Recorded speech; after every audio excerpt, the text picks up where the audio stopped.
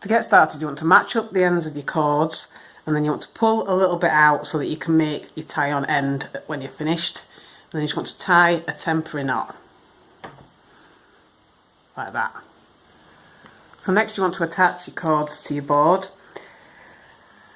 So you want one colour on the outside at each side, so you want the same colour here, and then two different colours in the centre. So to get started, we're going to work from this side, so I'm going to take this outside cord and work over this cord, and I'm working it towards the centre, and I'm switching and working away. So I want to keep this cord in the same position each time. And I want to do the same thing but a mirror at the other side. So towards the centre, then switch, and then away.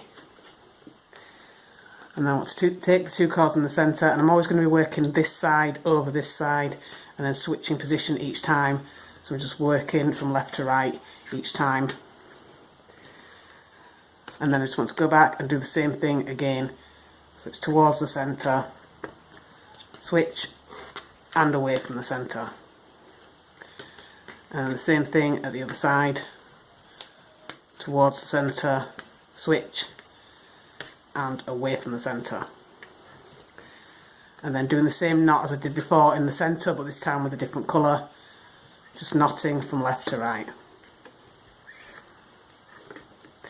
And you just want to repeat this all the way down until you've got the bracelet as long as you want it.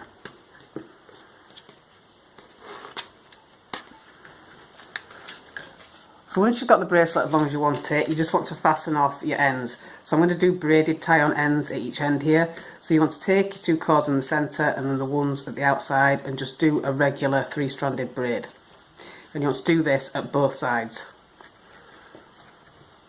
So once you've braided the tie-on as long as you need, you can just tie all your cords in a knot at the end and then pull it tight. And then if you've used nylon cord like I have, you can trim and seal the ends with a lighter. So I am using a lighter, and you can use glue if you prefer, and definitely don't use a lighter if you use an embroidery thread. So when you finish, you should end up with something that looks like this, with two braided tie-on ends at either end. So now you can just try on your bracelet. And that is your completed friendship bracelet.